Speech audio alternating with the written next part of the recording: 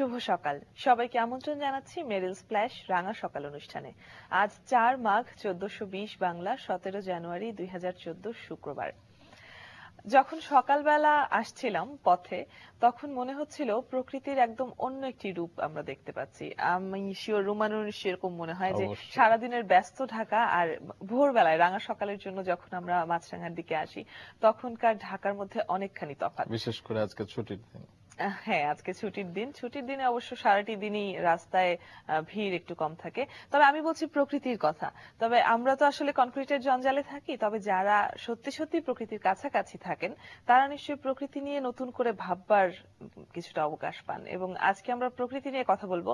প্রকৃতির বিভিন্ন উপাদানগুলোর মধ্যে কত রহস্য ছড়িয়ে আছে, কত অজানা তথ্য আছে সেগুলো নিয়ে আমরা কথা বলবো প্রথম ঘন্টা জুড়ে। এবং 2 ঘন্টায় দুজন অতিথি আজকে অবশ্যই আমাদের সাথে থাকবেন, তাদের সাথে গল্প করব আমরা দুজন, আমি অদিতি এবং আমি রোম্মান। যেমনটি অদিতি বলল, আমরা আজ প্রথম ঘন্টায় প্রকৃতির কাছাকাছি থাকা একজন অতিথির সাথে কথা বলবো। তিনি একজন কুমির বিশেষজ্ঞ, মুশতাক আহমেদ। তিনি একজন উদ্যোক্তা, কুমির বিশেষজ্ঞ। তার সাথে আমরা কথা বলবো এবং ফাঁকে ফাঁকে জেনে নেব মাছরাঙা সংবাদ। চলুন দর্শক, আমরা কথা বলি তার সঙ্গে। শুভ সকাল। শুভ সকাল। প্রকৃতির মানুষ আপনি, সকালের সংজ্ঞা কি আপনার কাছে?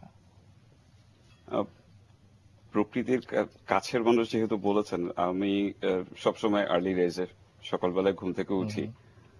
কারণ সকালবেলার সূর্য ওঠাটা ওইটার কিন্তু সারা দিনের মানে ওইটা যদি দেখতে পারি আমার মনে হয় যে সারাটা দিনের পরে বেটার যাবে। কিন্তু ওটা যদি ঠিক মতো দেখতে না পারি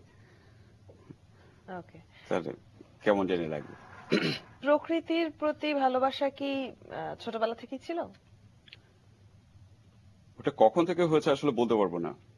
কারণ আমার এডুকেশন হচ্ছে যে ক্যাডেট কলেজে, তারপরে প্রথম চাকরি হলো চা বাগানে, সেটা হচ্ছে যে 89 সালে। এবং তখন থেকেই আসলে আমার মনে হয় যে আমি প্রকৃতির মানে তার আগ পর্যন্ত আমি জানতাম না যে আমি প্রকৃতিকে ভালোবাসি, কিন্তু ওখানে যাওয়ার পরে মানে ওই চাকরিটাকে আমি খুবই পছন্দ করেছি। এবং এরপরে ঘুরে ফিরে আমি বিভিন্ন সময় বিভিন্ন পেশাতে যেখানেই থেকেছি আমি ঘুরে ফিরে প্রকৃতির কাছাকাছি চলে গিয়েছি। আপনার বোধ ক্যাডেট কলেজের আগে বিভিন্ন জায়গায় সময় কেটেছে, দর্শনা, ঢাকা, চট্টগ্রাম। কোন জায়গার স্মৃতি সবচেয়ে বেশি মনে পড়ে? অবশ্যই ক্যাডেট কলেজে। আচ্ছা, ছোটবেলাটা কেমন ছিল? ছোটবেলাটা একদম ছোটবেলাতে, হ্যাঁ একদম ছোটবেলায় আমি আমার জন্ম দর্শনাতে। তখন কেরিয়ান কোম্পানি সুগার মিলে ছিলেন। আব্বা বাংলাদেশের প্রথম মানে কেরিয়ান কোম্পানির প্রথম বাঙালি জেনারেল ম্যানেজার ছিলেন। বাংলোটা ছিল অনেক বড়, প্রায় 15 বিঘা জায়গা নিয়ে তার মধ্যে একটা বাংলো, জেনারেল ম্যানেজার বাংলো। তো ওখানে বড় হয়েছে, কিন্তু ওখানে স্মৃতিটা খুব একটা মনে নেই। তবে এতটুকু মনে আছে, একটা স্মৃতি মনে আছে যে ওই স্কুলে একবার কোন একটা খেলা হবে, তো আমাকে পুশ করা হয়েছিল, যে পিছন থেকে একজন ধাক্কা দিয়েছিল, যে আর আমি পড়ে গিয়ে কেটে গিয়েছিলাম। আচ্ছা, টেবিলের কোনায় দিয়ে কেটে গিয়েছিল। তো হেডমাস্টার যখনই শুনেছে যে আমার কেটে গেছে তখনই আমার বাসায় খবর পাঠিয়ে দিয়েছে যেরকম আমি কিছু একটা দুষ্টামি করে আমার ব্যথা পেয়েছি। কিন্তু এটাতে আমার ফল্ট না, তার আগেই কিন্তু ইয়েটা চলে গিয়েছিল, কারণ আমি বাই ডিফল্ট ফেসে গিয়েছিলেন। কিন্তু ঘটনাচক্রে অ্যাকচুয়ালি ওই ইয়েতে আমার কোনো দোষ ছিল না। এরকম নিশ্চয়ই অনেক ছোটবেলার অনেক স্মৃতি রয়েছে যেগুলো হয়তো পুরোটা মনেও নেই। এই যে আপনি বলছিলেন যে কোনো একটা খেলায় কোনো ভাবে পুরোটা হয়তো মনেও নেই, তারপরেও মনের কোথাও একটু স্থান করে আছে। এরকম আরো গল্প আমরা শুনবো আপনার ছোটবেলা থেকে বড়বেলা পর্যন্ত। তবে তার আগে আপনার সম্পর্কে ছোট্ট করে একটি ভূমিকা দিয়ে নিই। রুমান। অবশ্যই। দর্শক, আমাদের মাঝে এসেছেন দেশের প্রথম কুমির পালন ও প্রজনন কেন্দ্র রেপটাইলস ফার্ম লিমিটেডের উদ্যোক্তা মুশতাক আহমেদ। শূন্য থেকে যাত্রা শুরু করে উদ্যম, বিশ্বাস আর সক্রিয় কর্মপ্রচেষ্টায় 2004 সালে ময়মনসিংহের ভালুকা উপজেলার হাতিবের গ্রামে গড়ে তুলেছেন রেপটাইলস ফার্ম লিমিটেড। বাংলাদেশে নয়, এটি পুরো দক্ষিণ এশিয়ায় কুমিরের প্রথম ফার্ম। 2004 সালের শেষ দিকে শুরু হয় এর কার্যক্রম। মাত্র 6 বছরের মধ্যে আনুষ্ঠানিকভাবে কুমির রপ্তানি শুরু করে এই ফার্মটি। কুমির রপ্তানির পাশাপাশি দেশি বিদেশি পর্যটক এবং দর্শনার্থীদেরও নজর কেড়েছে এই ফার্ম। 2004 থেকে 2013 সাল পর্যন্ত রেপটাইলস ফার্মের ব্যবস্থাপনা পরিচালক হিসেবে দায়িত্ব পালন করেছেন মুশতাক আহমেদ। বর্তমানে যুক্ত আছেন ব্যানক্রক লিমিটেড নামক একটি সামাজিক ব্যবসা প্রতিষ্ঠানের সাথে। এই প্রতিষ্ঠানটি বন্যপ্রাণী, জীববৈচিত্র্য এবং জলবায়ু পরিবর্তনের বিষয় সম্পর্কে শহুরে মানুষ, বিশেষ করে শিশুদের জ্ঞানদানের লক্ষ্যে কাজ করে চলেছে। দর্শক, চলুন কথা বলি তার সঙ্গে। ছোটবেলায় এত দুষ্ট ছিলেন, কি নিয়ে এত দুষ্টামি করতেন?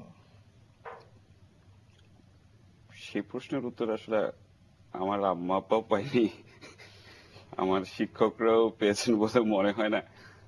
খেলাধুলা তো অনেক করা হতো নিশ্চয়? খেলাধুলা করতাম। ফ্যামিলি স্ট্রাকচারটা সম্পর্কে একটু জানি। আমরা 2 বোন, 1 ভাই। আমার বড় একজন আর ছোট একজন, আমি মাঝে। আচ্ছা, ভাই একটি হওয়াতেই বোধহয় দুষ্টামির একটু সুযোগ বেশি ছিল। সুযোগ বেশি ছিল সেটা বলবো না, কারণ আমার আব্বা আম্মা যথেষ্ট স্ট্রিক্ট ছিলেন, এখনো আছেন। এবং তারপরে আমি বলবো যে হ্যাঁ, এই family what ever I am, আমি আজকে যেখানেই আছি সেটা হচ্ছে যে আমার আব্বা আম্মা, আমার বোন, আমার ওয়াইফ, এই কয়েকজনের একটা সাপোর্টের কারণে। কিন্তু কারণ দুষ্টুমির কারণে বা আমার সবসময় জিনিসটা হচ্ছে যে ওই 3 ডাইমেনশনে দেখলে হবে না, আমার 4th ডাইমেনশনটা দেখতে হবে। অবশ্যই নিচেও কিছু আছে একটা জিনিসের। অবশ্যই পারিবারিক মূল্যবোধ ছাড়া আসলে মানুষের এগিয়ে যাওয়া মুশকিল হয়ে পড়ে অনেক সময়। আমরা আপনার সাথে আরো কথা বলবো, কুমির বিষয়ে জানবো, তবে একটা ছোট্ট বিরতি নিয়ে নেই। দর্শক, একটি বিরতি নেবার সময় হচ্ছে, মাছরাঙার সঙ্গেই থাকুন। মেরিল স্প্ল্যাশ রাঙা সকালে আরো একবার আমন্ত্রণ প্রিয় দর্শক আপনাদের সবাইকে। আমাদের সাথে প্রথম ঘন্টায় অতিথি হয়ে আছেন কুমির বিশেষজ্ঞ এবং উদ্যোক্তা মুশতাক আহমেদ। আমরা কথা বলছিলাম তার সাথে। আপনি বলছিলেন ক্যাডেট কলেজের স্মৃতি অনেকখানি রয়েছে। তো সাধারণত আমাদের মধ্যে একটা কনসেপ্ট এরকম আছে যে দুষ্ট বাচ্চাটাকে ক্যাডেটে দিয়ে দিলে সে শান্ত হয়ে যাবে। আপনার ক্ষেত্রেও কি তাই হয়েছিল নাকি আপনার নিজেরই আগ্রহ ছিল ক্যাডেটে পড়ার ব্যাপারে? ক্যাডেট কলেজে ঢোকার আগে তো ওরকম ভাবে ক্যাডেট কলেজ সম্বন্ধে জানতাম না, শুধু জানতাম যে এখানে খুব ভালো ছেলেরা যায়। আচ্ছা, ভালো ছেলেরা, খুব ভালো টাফ ছাত্র যারা। কম্পিটিশন হয়, সেটাই জানতাম যে কম্পিটিশন করে টিকতে পারলে তাহলে যেতে পারবো। এবং ওটার প্রতি আগ্রহ ছিল যথেষ্ট। কিন্তু হ্যাঁ, মানুষের মধ্যে একটা কনসেপ্ট কাজ করে যে দুষ্ট বাচ্চা থেকে ক্যাডেট কলেজে শৃঙ্খলার মধ্যে থাকবে। কিন্তু কথাটা বলতে ঠিক নয়। মানে ক্যাডেট কলেজের সিস্টেমটা, এডুকেশন সিস্টেমটা যেটা হয় কি যে অন্য এডুকেশন সিস্টেমে বাচ্চারা যেটা হয়, 12 বছরের একটা বাচ্চা সে স্কুলে কিছু বন্ধু পায়, তারপরে সেখানে তারা শেয়ার করতে পারে তাদের ফিলিংস। তারপরে যখন তারা বাসায় আসে তখন তাদের বাসায় প্যারেন্টস থাকে, সিবলিংস থাকে, তাদের কাছে শেয়ার করতে পারে। আবার পাড়ায় কিছু বন্ধু বান্ধব থাকে, কাজিনসরা থাকে। কিন্তু ক্যাডেট কলেজে যেটা হয় কি যে আমাদের সবকিছু কিন্তু ওই একটা ইয়ের মধ্যেই। তো তার মধ্যে আমাদের মধ্যেও তো মানে আমরা যারা ওই সময় ওই বয়সে যারা ছিলাম, তো আমাদের মধ্যে ওই সমস্ত ইমোশনস সবকিছুই কাজ করে, কিন্তু সবকিছু কিন্তু আমরা শেয়ার করছি ওই একটা গণ্ডির মধ্যে। এবং যে কারণে আমরা বেরোয় আসার পরেও আজকে সেই আমরা 1980-তে জয়েন করেছিলাম, কিন্তু আজকেও আমাদের সেই বন্ডিংটা এখনো আছে। এবং সেই বন্ধুরা মানে এটা আমাদের ফ্যামিলি হয়ে গেছে। এবং সেই কনসেপ্টটা বোধহয় ঠিক না, কারণ স্যার বোধহয় তখনও দুষ্ট ছিলেন ক্যাডেট কলেজে পড়া অবস্থায়। হ্যাঁ, ক্যাডেট কলেজে মানে ইনফ্যাক্ট মানে এতটুকুই ছিলাম যে মানে আমি ক্যাডেট কলেজে পুরো এডুকেশন শেষ করতে পারিনি। শৃঙ্খলা ভঙ্গে দেয়, মানে আমাকে এক পর্যায়ে চলে আসতে হয়েছে ক্যাডেট কলেজ থেকে। আচ্ছা, এত এত কড়া শাসনের মধ্যে কিভাবে দুষ্টামি করতেন? ওখানে তো একটা জায়গাটাও বাউন্ডারি দিয়ে একটা জায়গার মধ্যে থাকতে হবে। হ্যাঁ, যেটা হচ্ছে যে দুষ্টুমি করতে হলে কিন্তু আমার মনে হয় যে একটু বুদ্ধিও লাগে। এখন ক্যাডেট কলেজে প্রিন্সিপাল যে সে কিন্তু আমাদের মানে আমাদের ক্যাডেট কলেজেরই আমার ছোট ভাই। আচ্ছা আচ্ছা। ক্যাডেট কলেজে তো অনেক ধরনের খেলাধুলা হয়, সাংস্কৃতিক অনুষ্ঠান হয়, স্বেচ্ছাসেবামূলক বিভিন্ন কার্যক্রম হয়। আপনি কোথাও অংশগ্রহণ করেছিলেন এসবের? ওখানে তো সবকিছুর মধ্যেই পার্টিসিপেট করতে হবে। মানে এটার এডুকেশন সিস্টেমের মধ্যে আমাদের যেরকম ছিল ক্লাবস ছিল, মানে অন্যান্য জায়গার মতো আমাদের উড ওয়ার্ক, মেটাল ওয়ার্ক, তারপরে যারা কবিতা লিখতে চায় তারা মানে সবকিছুই আসলে এক্সট্রা কারিকুলার অ্যাক্টিভিটিস এনকারেজ করতে সাংঘাতিক। তো একটা ছিল স্পোর্টস অ্যাক্টিভিটিস, স্পোর্টস এর মধ্যেও মানে ওখানে ঘুরে ফিরে সবাইকে পার্টিসিপেট করতে হতো। আর আরেকটা ছিল যে কালচারাল স্টেজ পারফরমেন্স।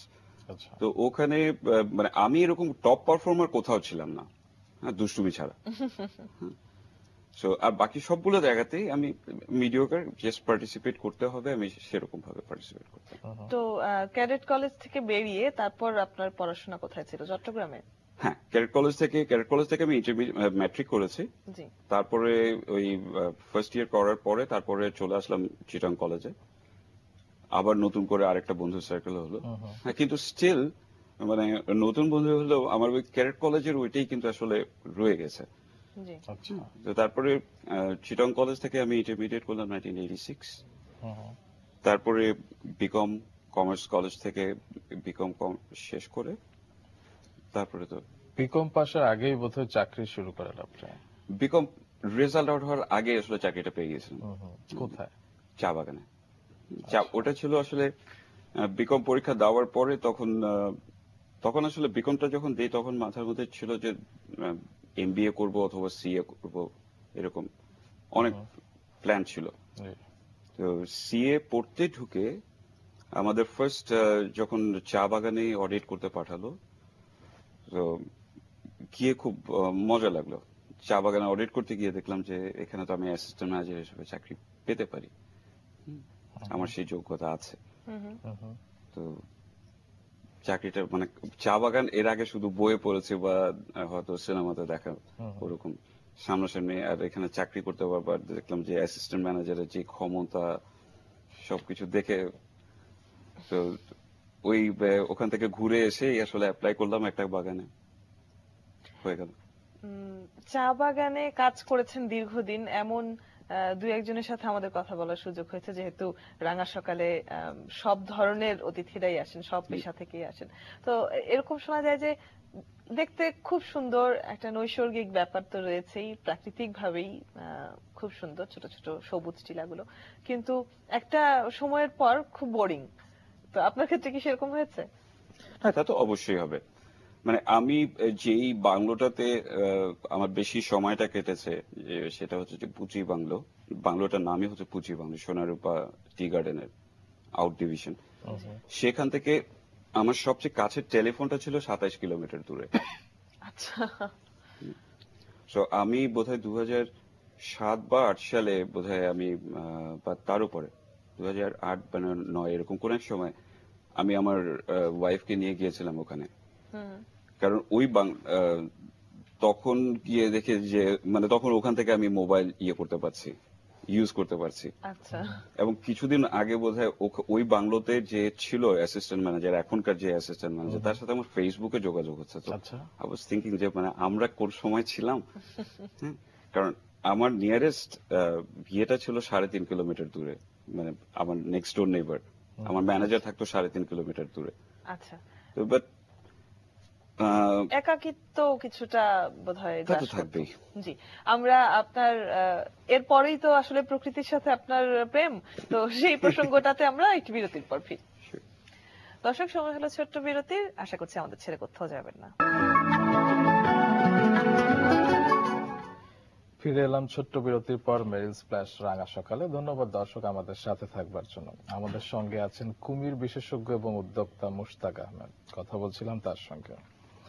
স্যার, যেমনটি অদিতি বললো যে মাঝে মধ্যে অনেকের কাছে চা বাগানটা অনেক বোরিং মনে হয়, সে কারণে কি সেটি ছেড়ে দিয়ে টুরিস্ট গাইডের চাকরি নিয়েছিলেন? না, চা বাগানে থাকাকালীন অবস্থায় একটা স্কলারশিপ পেয়েছিলাম আমি ইংল্যান্ডে।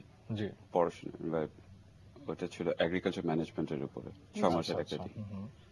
তো ওটা যখন করতে গেলাম, ওটা করতে যেয়ে তারপরে আসলে দেখলাম যে পৃথিবীটা একটু অনেক বড়। মানে সেই চা বাগানে আমাদের যে গন্ডিটা ছিল তখন কিন্তু কানেকশন, যোগাযোগ সবকিছুই অনেক কম ছিল, সুতরাং চাওয়া পাওয়া কম ছিল। আপনি যত দেখবো ততই। আর তখন মনে হলো যে আরো অনেক কিছু করা যায়, অনেক কিছু, পড়াশোনাটাও অন্যরকম ছিল।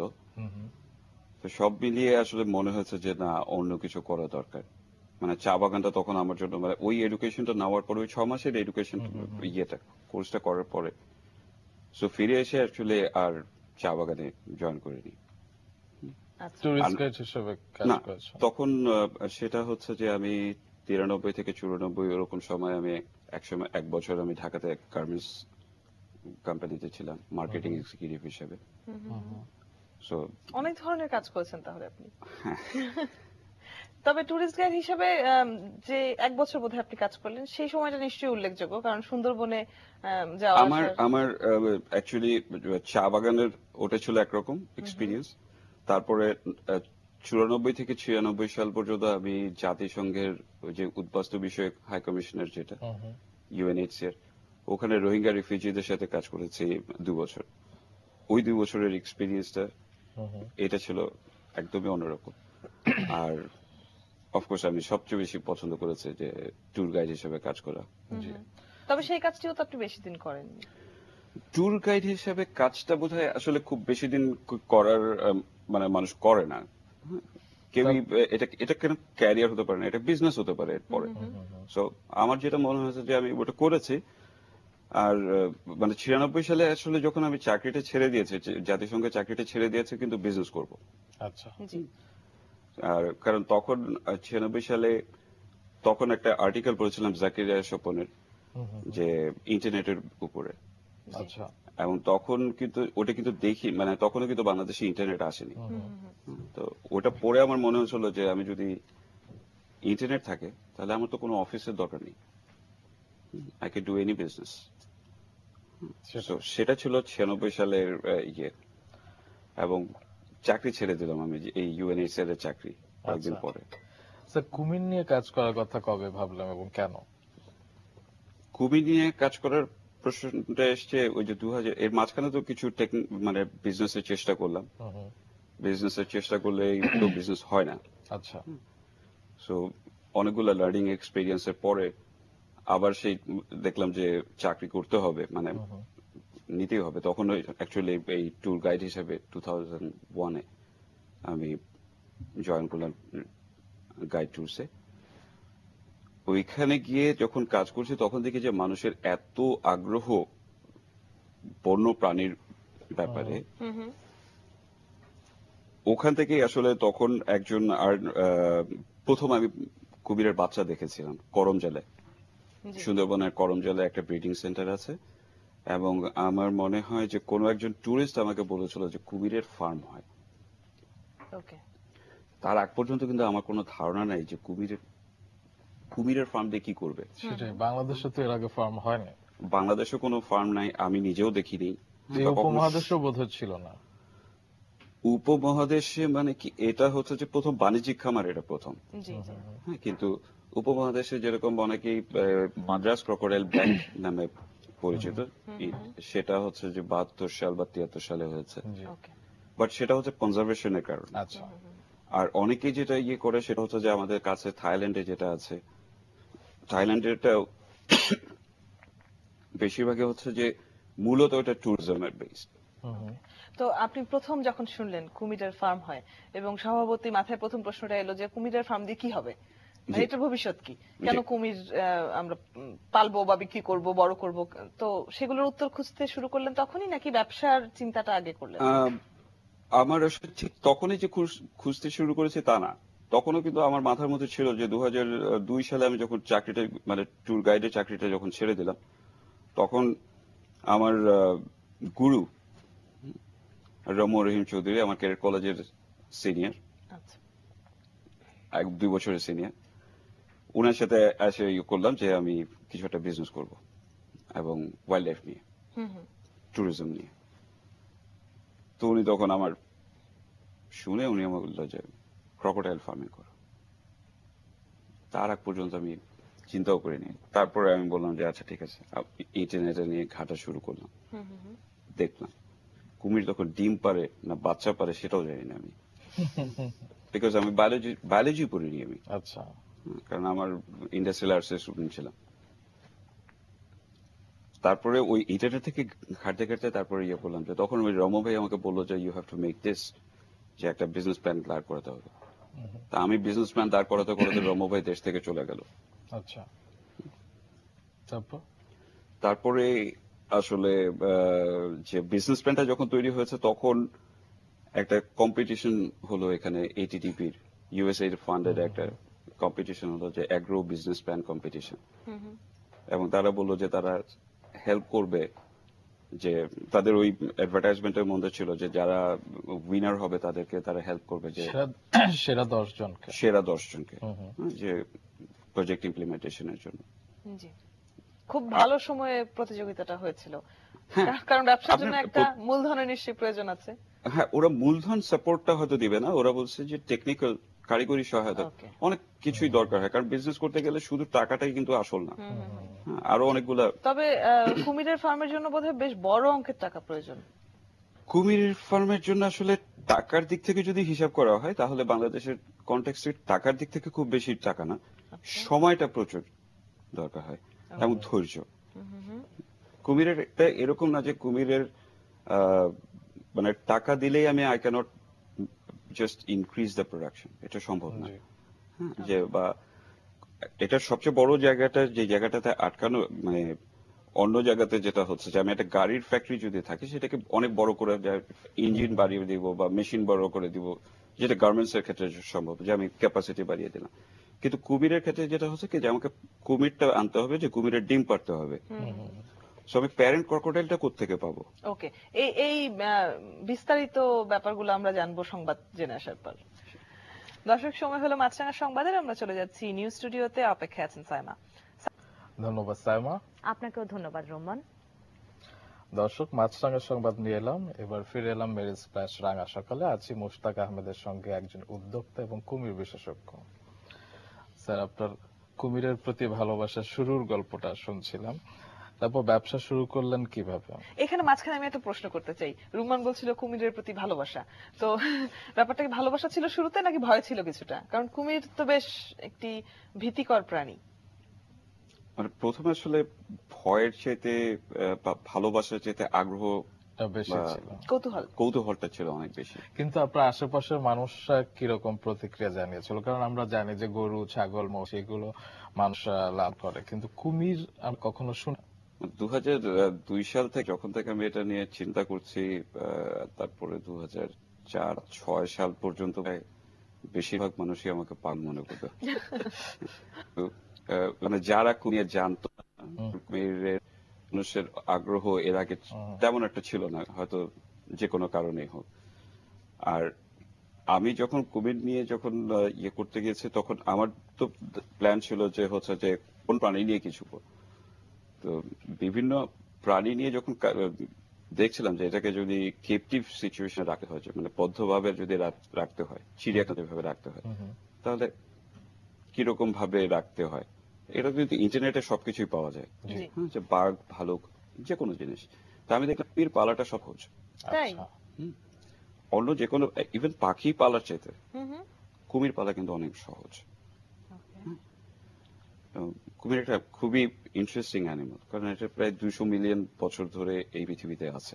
তাহলে আপনার আগে কেউ কুমিরের ফার্ম গড়ে তোলেনি কেন? আপনার কি মনে হয়? কিংবা তারপরও এখন হয়তো 2টো ফার্ম আছে বাংলাদেশে। আমি যে প্রথম শুরু চেষ্টা করেছি তাও না, আমারটা কিন্তু ছিল যে আমার জানা মতে বোধহয় 7 নম্বর। আমার আগেও আরো বোধহয় 7টা অ্যাটেম্প্ট ছিল, কিন্তু তারা হয়তো ওই মানে বাংলাদেশের ওই লাল ফিতা পর্যন্ত যে আটকে গেছে। আমি হয়তো ওইটার জন্য মানে 2 বছর চেষ্টা করে তারপরে ওটা। আপনার সাফল্যের কারণ কি আপনি সেই প্রতিযোগিতায় চতুর্থ হয়েছিলেন সে কারণে? আমার যেটা হচ্ছে কি, যে তখন আমার যখন এর আগে তো আমি বেশ কয়েকটা বিজনেসে থেকে আমার চেষ্টা করে আমি ওখান থেকে কিছু লার্নিং এক্সপিরিয়েন্স ছিল।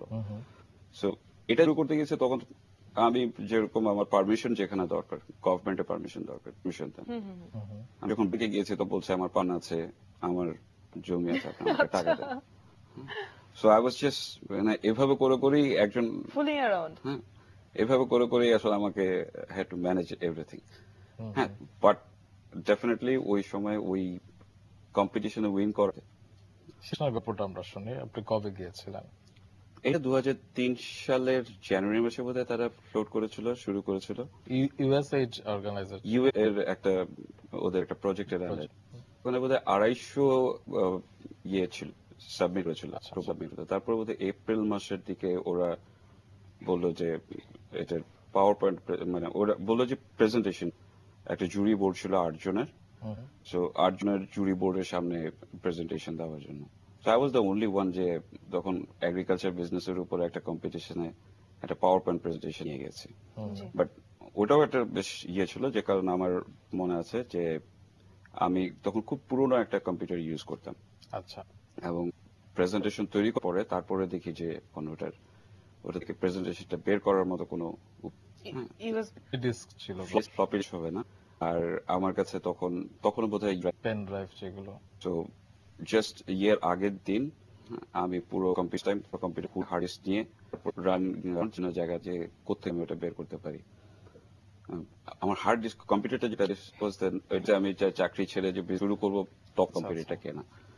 সো এত পুরোনো কম্পিউটার হার্ড ডিস্ক 2002 তে 2003 আচ্ছা হার্ড ডিস্ক জায়গাতে রেকগনাইজ করে না। আমার একটা জিনিস ইয়ে হচ্ছে যে যত জায়গাতে মানে বাধা হবে আমাকে এক্সিড করে এনজয় দ্যাট। আপনি বলছিলেন যে, টাকার অঙ্কের চাইতে যে হচ্ছে ধৈর্য ধরে থাক বা Of course. এটা অঙ্ক কিন্তু ছোট জানি 7 কোটি টাকা পাবে। একটা সময় 5 থেকে 7 কোটি টাকা, কিন্তু এখন যদি সেম কেউ ফার্ম করতে যায় তাহলে হয়তো 20 থেকে 25 কোটি টাকা। তো নতুন নতুন ব্যবসা শুরু কোনো অঙ্ক। এটা হলো একদম ছেলে না, মানে কোনো ছেলে। এবং আমার অনেকগুলো বিজনেস জাস্ট পাশাপাশি ফার্ম হাউস র্যাঞ্চের মতো রেখে দিলাম, এখন না। এটা তো হলে এটা একদম একটা হবে। আপনার কি প্রতিবন্ধকতা ছিল নাকি সহজ ছিল আপনার? প্রতিবন্ধকতা সবসময় থাকবে, প্রতিবন্ধকতা সবসময় ইয়ে ছিল যে, বাট আমরা যেটা করেছি যে আমি মানে আগের বিজে আমার লার্নিং ছিল যে আমাকে করতে হবে। হ্যাঁ, সো যেরকম ইউএস এর ওই কম্পিটিশনের রেফারেন্স আমি ওয়ার্ল্ড ব্যাংকের একটা অর্গান আছে যে SEDF, South Asian enterprise development facility, so ওদের কাছে অ্যাপ্রোচ করি। ওদের অনেকের মধ্যে ওরা কি কি কাজ করে তার মধ্যে দেখলাম যে রিস্ক প্রমোট করে, not in terms of finance. আমি বললাম যে ফাইন, কিভাবে হেল্প করবে? ওদের হেল্পটা হচ্ছে যে ওরা ইনস্টিটিউশনাল সাপোর্টটা দিবে বা টেকনিক্যাল ফিজিবিলিটি রিপোর্টটা তৈরি করে দিবে। আর আমাদের একটা আমি অস্ট্রেলিয়াতে গিয়েছিলাম, ওই ট্রিপটার পার্ট অফ দ্য কস্ট তারা বিয়ার করেছে। সো ওইভাবে তার, এবং ওরা আমাদের যেহেতু ওই ইয়েটা তৈরি করে দিয়েছিল, যে বিজনেস প্রোফাইলটা তৈরি করে দিয়েছিল, মানে আমার বিজনেস প্রোফাইলটা ওরা টেকনিক্যালি যেটা স্ট্রাকচার করে, যেটা ব্যাংকের জন্য সাবমিট করার মতো। সো ওইটা নিয়ে আমরা বাংলাদেশ ব্যাংকে গিয়েছিলাম, বাংলাদেশ ব্যাংকের EF equity and entrepreneurship fund যেটা। সো ওখান থেকে অ্যাকচুয়ালি আমরা ফান্ড নিয়েছিলাম। আপনাকে কি কোনো ধরনের প্রশিক্ষণ নিতে হয়েছিল কুমির পালনের না, জন্য? আমি কোন রকমের ওরকম ভাবে মানে স্ট্রাকচার কোনো পড়াশোনা করিনি। আমি লাকি ছিলাম যে মানে সায়েন্টিফিক জিনিসটা আমার ওয়াইফ দেখেছে। আচ্ছা আচ্ছা। ও হচ্ছে যে জুওলজির, খুবই লাকি যে মানে যদিও মানে কুমির আসার পরে আমাদের বিয়ে হয়েছে, মানে we didn't know each other before. আপনার জীবনে আপনার স্ত্রীর আগে কুমির এসেছে বলতে পারেন তাই। স্ত্রী যখন জানলো সেটা এবং আপনি কুমির নিয়ে পড়ে আছেন, তার প্রতিক্রিয়া কি ছিল শুরুতে? না, ও কিন্তু প্রথম ক্রোকোডাইল ফার্মে এসছে, ও তখন একটা ভেটেরিনারি মেডিসিন বিক্রি করতো, মানে ফার্মাসিউটিক্যাল কোম্পানিতে ছিল। সো ও কিন্তু খুব এক্সাইটেড যে সে বাংলাদেশের প্রথম কুমিরের ফার্মে ওটার মেডিসিন হয় মার্কেট করবে বা মার্কেট ডেভেলপ করবে বা এরকম কিছু। সো সেই ইয়ে দিয়ে সে কিন্তু এসেছিল ভালো কাজে। এটা ছিল তার মাইন্ডসেট। ফাইনালি মানে উই গট ম্যারিড। আচ্ছা, মানে আলাদা আলাদা ভাবে দুইজন দুইটা বিজনেস প্ল্যান নিয়ে এগোনোর চেয়ে একসাথে কাজ করাই ভালো। ওকে, তো কুমির নিয়ে কাজ করতে যখন শুরু করলেন, জানতে চাইছি যে কুমির যে চাষ করা, ছোট অবস্থায় নিয়ে আসা বা প্যারেন্ট কুমির নিয়ে আসা, সেগুলোকে লালন পালন করা এবং এরপর এ থেকে আর্থিকভাবে লাভবান হওয়ার প্রক্রিয়াগুলো কি কি? কুমিরের মানে রেপটাইলস ফার্মের যে ইয়েটা, সেটা যে উদ্দেশ্য নিয়ে এটা স্থাপন করা, সেটা হচ্ছে যে চামড়ার জন্য। আচ্ছা। কুমিরের চামড়াটা হচ্ছে যে পৃথিবীর ইতিহাসে যখন থেকে চামড়া ব্যবহার করছে মানুষ বিভিন্ন পারপাসে, তখন থেকে কিন্তু কুমিরের চামড়া ব্যবহার করছে, কিন্তু এটা ডিউরেবিলিটি অনেক বেশি, এবং কিন্তু সাপ্লাইটা অন্যান্য চামড়া যেরকম আমরা পাচ্ছি সেরকম না। তো এটার চাহিদাটা একটা সময় খুব বেড়ে গিয়েছিল, যে দ্বিতীয় বিশ্বযুদ্ধের পর আমেরিকাতে এটার চাহিদা প্রচন্ড রকমের বেড়ে গিয়েছিল, এবং সেই সময় কিছু 50-এর দশক না 60-এর দশকের দিকে তখন সায়েন্টিস্টরা ইয়ে করলো যে আসলে এভাবে যদি কুমির ইয়ে করা হয়, কুমিরের চামড়া নেওয়া হয়, বিলুপ্ত হয়ে তাহলে যাবে। একসময় বিলুপ্ত হয়ে যাবে।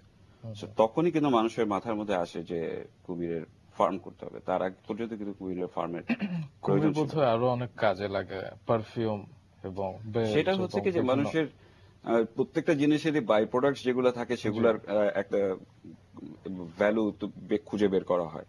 জি তো কুমিরের ক্ষেত্রে তাই, কুমিরের প্রত্যেকটা জিনিসেরই ইয়ে আছে, যেমন হাড্ডির গুঁড়ো যেটা, সেটা হচ্ছে যে পারফিউমের বেস হিসেবে ব্যবহার করা হয়। জি তারপরে ব্লাড নিয়ে অনেক রকমের রিসার্চ হচ্ছে। জি থাইল্যান্ড থেকে কিছু প্রোডাক্টও তৈরি করেছে যে এটার কিন্তু ওটা খুব সলিড কোনো সাইন্টিফিক রেকর্ড এখনো নাই। এখনো হয়নি। কুমিরের বোধহয় সাইকোলজি আছে এবং সেগুলো এবং- নিয়ে আপনি কাজ করেছেন এবং হ্যাঁ, সেটা খুব ইন্টারেস্টিং একটি খুব- বিষয়। নিশ্চয়ই আমরা সেটা বিরতির পর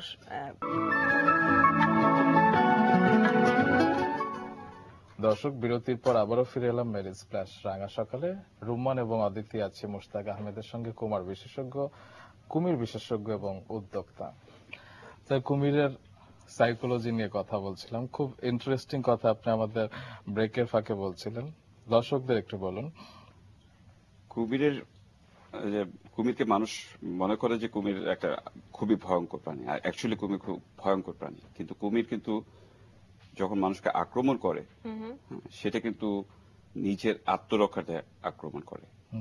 সে কিন্তু নিজে ভয় পেয়ে আক্রমণ করে, আচ্ছা। কারণ কুমির প্রচন্ড রকমের ভীতু এবং সে মনে করে যে তাকে অথচ আক্রমণ করছে। পৃথিবীর সব প্রাণীকুলের মধ্যে আমি যেটা কাউন্টডাউন দেখলাম ন্যাশনাল জিওগ্রাফি, সেখানে কুমির বোধহয় তৃতীয় বা চতুর্থতে আছে মানুষ হত্যা করার ক্ষেত্রে।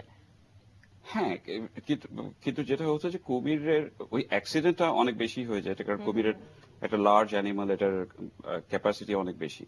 কিন্তু কুমিরের যেটা হয় যে আমরা কেপটিভ সিচুয়েশনে, আমি ওয়াইল্ডের কথা বলছি না, যে ফার্ম গুলাতে বা যখন আবদ্ধ জায়গাতে যখন রাখা হচ্ছে, তখন যেটা হয় কি যে কুমিরের সাইজের উপরে, আমি পার্টিকুলারলি বলছি যে লোনা পানির কুমির যেটা বাংলাদেশে চাষ করা হচ্ছে বা সুন্দরবনে যেটা আছে, জি।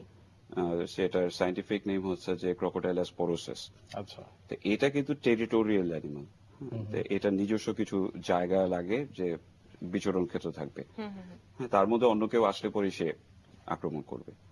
তো এখন এটা কিন্তু আবার অন্য প্রজাতির ক্ষেত্রে কিন্তু দেখবেন যে আপনি একটা কুমির আরেকটা কুমিরের উপরে বসে আছে, সেটা হচ্ছে যে অন্য প্রজাতি। কিন্তু ক্রোকোডাইলাস পরোসাসের ক্ষেত্রে হচ্ছে কি যে যখন বড় একটা কুমির ছোট একটা কুমিরকে দেখলে পরে সে হয়তো একটু এরকম করে তাকাবে, এবং ওই ছোট কুমিরটা তখন ভয় পাবে বা ওটাকে হয়তো দৌড় দিবে। তো ওই কুমিরটা তখন কিন্তু আসবে না, ছোট কুমিরটা যেটা, হ্যাঁ, ও হয়তো পানির কাছে আসবে না। কুমিরের জন্য আচ্ছা। কিন্তু পানি লাগবে, ছায়া লাগবে, রোদ লাগবে বেঁচে থাকার জন্য কুমিরের। খাওয়া তো আছেই, কিন্তু রোদ, পানি, ছায়া, এই তিনটা জিনিস কুমিরের লাগবে। আচ্ছা। তো তখন দেখা যাবে কি যে ওই যে কুমিরটা ভয় পাচ্ছে, ওখানে কিন্তু কোনো মারামারি হয়নি বা কোনো কিছু এরকম কিছু হয়নি, কিন্তু তবু ভয় পাচ্ছে। তবু ভয় পাচ্ছে। সে তখন একটা জায়গায় হয়তো বসে আছে। অদিতি শুনে খুব খুশি হচ্ছে, কারণ কুমিরও ভয় পায়। এবং দেখা যাবে যে ওটা হয়তো আস্তে আস্তে খাওয়া বন্ধ করে দিল, অভিমান করে আমাকে ভয় দেখাচ্ছে এবং কেন? 2 মাস 3 মাস পরে দেখা যাবে যে অটোমেটিক্যালি কুমিরটা হয়তো মারা গেছে। ওহো। কুমিরও অনেক স্ট্রেসে থাকে বলছিলেন। কুমিরের স্ট্রেসটা হয় ওখান থেকে। কুমিরের এই যে ওই একটা কুমির আরেকটা কুমিরকে, কুমিরের যেই ইয়ে যদি গ্রুপ থাকে, তাহলে সেখানে স্ট্রেসের ব্যাপারটা থাকতেই পারে। এবং এটা হয় কি যে যখন একবারে যখন আমি একটা জায়গাতে 4-5টা কুমির এনে ছাড়লাম, তখন যে কারণে প্রথম 2-3 বছর এই কুমিরের ফার্মে যেটা হচ্ছে যে এই কুমিরের সাথে এই কুমিরটা অ্যাডজাস্ট করতে পারছে কিনা, সেটা কিন্তু একটা দেখার ব্যাপার। যে আগে ফিমেল কুমিরটা ছাড়া হলো বা মেল কুমিরটা ছাড়া হলো, তারপরে সে তার জায়গাটা পছন্দ করলো, তারপরে পছন্দ করছে কিনা। ফিমেল কুমিরের সাথে মেল কুমিরের ঝগড়া বাঁধা। মেল ফিমেলের ঝগড়াটা কম। Male male, female female, male male তো হতেই পারে না, মানে এটা থাকবেই না এক টেরিটোরিয়াতে। তাই আর ফিমেল ফিমেলও ঝগড়াটা হয়, কিন্তু আবার ইয়েও হয়ে যায় যে ওরা যদি অ্যাডজাস্ট করে ফেলে একসাথে, তাহলে তার মানে অসুবিধা ওদের হয়। মধ্যে বন্ধুত্ব হতে পারে, শত্রুতাও হতে পারে। অবশ্যই এটা যে কোনো প্রাণীর ক্ষেত্রে হয়। মানুষের ক্ষেত্রে আমাদের যে সমস্ত সমস্যাগুলো আছে এটা প্রত্যেকটা প্রাণীর ক্ষেত্রে হয়। কিন্তু স্ট্রেস ব্যাপারটা একদম নতুন একটা প্রাণীর ক্ষেত্রে। আপনি বলছেন যে স্ট্রেস, স্ট্রেসের জন্য মৃত্যু বেশি হয় কুমিরের। হ্যাঁ, কুমিরের তো এমনিতে অন্যান্য আহ, এই যে রোগ প্রতিরোধক ক্ষমতা অনেক বেশি। অন্যান্য যে যেমন ওদের কেটে গেলে যে ব্লিডিং হচ্ছে, হ্যাঁ, বা ব্লিডিং হয়ে যে মারা যাবে সেরকম কোনো চান্সেস নেই, কারণ ওরা ব্লিডিংটা অটোমেটিক্যালি খুব তাড়াতাড়ি বন্ধ হয়ে যায়। মানুষ কি খুব সহজে কুমিরকে পোষ মানাতে পারে? কুমির পোষ মানে না। হ্যাঁ, কুমির কখনোই, এটা যদি কেউ মনে করে যে এটা মানুষের একটা ভ্রান্ত ধারণা, হ্যাঁ, যে কুমির আমি একটা ছোট কুমির আমার পেট হিসেবে রাখবো, গৃহপালিত হিসেবে রাখবো, এটা কখনোই করা উচিত না। হ্যাঁ, কারণ কুমিরের যেটা হচ্ছে যে কুমির একটা সময় পরেই এটা মানে আউট অফ প্রপোর্শন হয়ে যাবে, বড় হয়ে যাবে। এটা ম্যানেজ করতে তখন স্পেশালাইজড লোক লাগবে। তো এটা যদি ওই দক্ষতা বা ওই যদি জ্ঞানটা যদি না থাকে, তাহলে এটা অ্যাক্সিডেন্ট হতে পারে। এবং কুমির বেশ শক্তিশালীও তো মনে হয়। অসম্ভব শক্তিশালী, মানে কুমিরের সাথে ওই শক্তি দিয়ে মানে পারার কোনো চান্সেস আমাদের নাই। আমরা যেটা সিনেমায় কারণ যেরকম দেখি নায়ক কুমিরের সাথে হাত দিয়েই মারামারি করে ফেলছে, সেটা বোধহয় বাস্তবে আসলে সম্ভব এগুলো না। আসলে কখনোই ইয়ে না, হ্যাঁ, বাস্তবসম্মত না। ইভেন টেলিভিশনে যে দেখানো হয় যে কুমির ধরা হচ্ছে, যে কুমির যেভাবে ধরা হয়, মানে আমরা আসলে, আমি নিজে পার্টিকুলারলি রেপটাইলস ফার্ম কখনোই ইয়ে করি না যে ক্যামেরার সামনে কখনো তোমরা চেষ্টা করবে না, কারণ যদি ফোকাস অন্যদিকে থাকে, আমার ক্যামেরার দিকে থাকে যে আমি কুমির ধরতে যাচ্ছি, কুমিরও দেখবে, এটা ডিজাস্টার হবে। কারণ কুমির যখন ধরতে যাচ্ছে তখন আমাকে ফুল কনসেন্ট্রেশন নিয়ে কুমির ধরতে তবে হবে। প্রসেসটা কি সেটাই যেটা আমরা টিভিতে দেখি?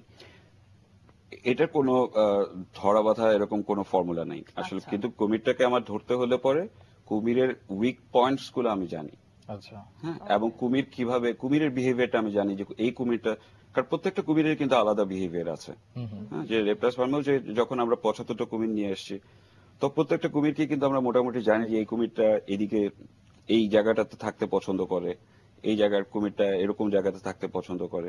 আলাদা আলাদা কুমিরের আলাদা আলাদা বৈশিষ্ট্য থাকে এবং সেগুলো আপনাদেরকে মুখস্থ রাখতে হতো। ব্যাপারটা একটু অনেকটা হচ্ছে যে মা বাবা যেরকম তাদের ছেলে মেয়েদেরকে সন্তানদের সবকিছু। চিনে, তা আপনি যদি কুমিরের ফার্ম করেন তাহলে এটা তো আপনাকে ওইভাবেই চিনতে হবে। হ্যাঁ, কিন্তু 75টা ছেলে মেয়েকে চেনা বেশ কঠিন। আমাদের হাতে সময় খুব কম, আমরা কুমির প্রসঙ্গে হয়তো আবার ফিরতে পারবো। তার আগে শুনি আপনার নতুন আরেকটি আপনি উদ্যোগ নিতে যাচ্ছেন, সেটি সম্পর্কে শুনে। সেটা আসলে সেটাও আমি যেটা চাচ্ছিলাম যে মানুষের প্রচুর আগ্রহ আছে যে বন্যপ্রাণীর ব্যাপারে, আর সেখান থেকেই আসলে সুযোগ চেষ্টা করছিলাম যে আহ, এটা তো হচ্ছে যে বাণিজ্যিক একটা খামার। জি। হ্যাঁ, আমি এমন একটা কিছু করতে যাচ্ছি যেটা দিয়ে কনজারভেশনের কাজ হবে। সো কনজারভেশনের জন্য যে জিনিসগুলো করা দরকার সেরকম কিছু একটা করতে চাচ্ছি, যেটা দিয়ে মানুষকে অ্যাওয়ারনেস বিল্ড আপ হবে, কনজারভেশন হবে, এট দ্য সেম টাইম আমরা আর্নিং হতে হবে, মানে তো ব্যবসা যদি না হয়। কারণ আমি বিশ্বাস করি যে আমরা যে কনজারভেশনের কথাগুলো বলি বা কনজারভেশনের দিয়ে যে কাজগুলো হয়, এটা মোস্টলি হয় ডোনার ফান্ডেড। আমার মনে হয় যে আমি ওই কনসেপ্টটাতে বিশ্বাস করি না যে মানে ফান্ডিং দিয়ে, মানে ডোনেশন দিয়ে কোনো কিছু হয় না। It has to be come from business. জি। আমি এরকম একটা মডেল কিছু একটা চেষ্টা করছি, যেখান থেকে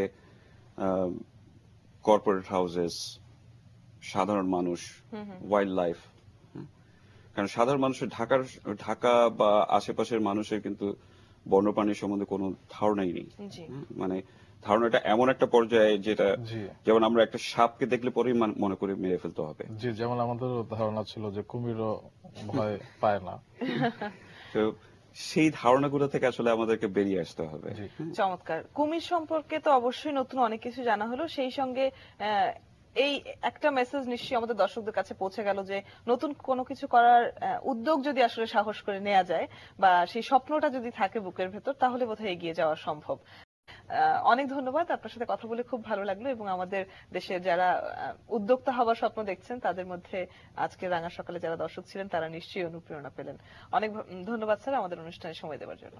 আপনাদেরকে ধন্যবাদ।